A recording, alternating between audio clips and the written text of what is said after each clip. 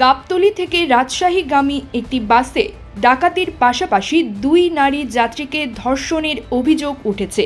এই ঘটনায় জড়িত থাকার সন্দেহে বাসের চালক, সুপারভাইজার ও সহকারীকে গ্রেপ্তার করেছে নাটোরের পুলিশ। বড়াইগ্রাম থানার ওসি মোহাম্মদ সিরাজুল ইসলাম জানান, গতকাল দুপুরে বড়াইগ্রামের থানার মোড় এলাকা থেকে তাদের গ্রেপ্তার করা হয়েছে। গ্রেপ্তারকৃতরা হলেন বাস চালক বাবলু আলী, রাজশাহীর বোয়ালিয়ার শাহ মুকদুম কলেজ এলাকার আব্দুল গফুরের ছেলে, সুপারভাইজার সুমন ইসলাম, সাধুর মোড় এলাকার আব্দুল আজিজের ছেলে এবং পূর্ব কাঠালিয়া এলাকার আঙ্গুর মণ্ডলের ছেলে সহকারী মাহবুব আলম। ওসি সিরাজুল ইসলাম বলেন, ঢাকা থেকে রাজশাহীগামী ইউনিক রোড রয়্যালস পরিবহনের বাসটি সোমবার রাত 10টায় গাবতলী থেকে ছেড়ে আসে।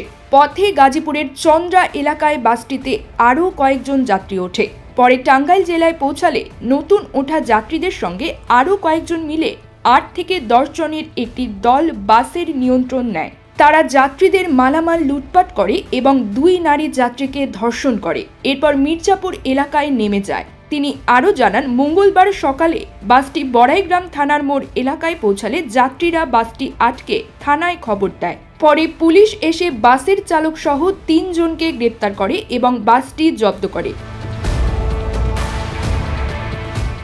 বাসযাত্রী মজনু আকন্দ স্থানীয় সাংবাদিকদের বলেন, গাবতলী বাসস্ট্যান্ড থেকে বাসটি ছাড়ার কিছু সময় পরই 8 জন ডাকাত চাকু, ছুরি ও পিস্তল নিয়ে যাত্রীদের জিম্মি করে ফেলে। তারা প্রায় 40 থেকে 50 জন যাত্রীর কাছ থেকে নগদ টাকা, স্বর্ণালংকার ও মূল্যবান সামগ্রী লুট করে নেয়।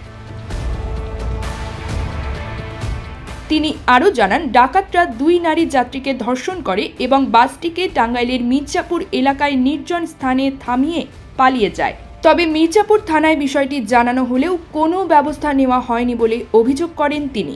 বাসের আরেক যাত্রী ওমর আলী বলেন, ডাকাতদের সহায়তা করেছেন বাসের চালক ও তার সহযোগীরা। আমরা তাদের বিরুদ্ধে যথাযথ ব্যবস্থা নেওয়ার দাবি জানাই। এ বিষয়ে পুলিশ কর্মকর্তা সিরাজুল ইসলাম বলেন, যেহেতু ঘটনাটি টাঙ্গাইলে ঘটেছে, তাই বড়াইগ্রাম থানায় মামলা নেওয়ার সুযোগ নেই। গ্রেপ্তার হওয়া ব্যক্তিদের ওই ঘটনায় জড়িত বলে যাত্রীরা সন্দেহ করছে, তাই তাদের 54 ধারায় আদালতে চালান দেওয়া হয়েছে।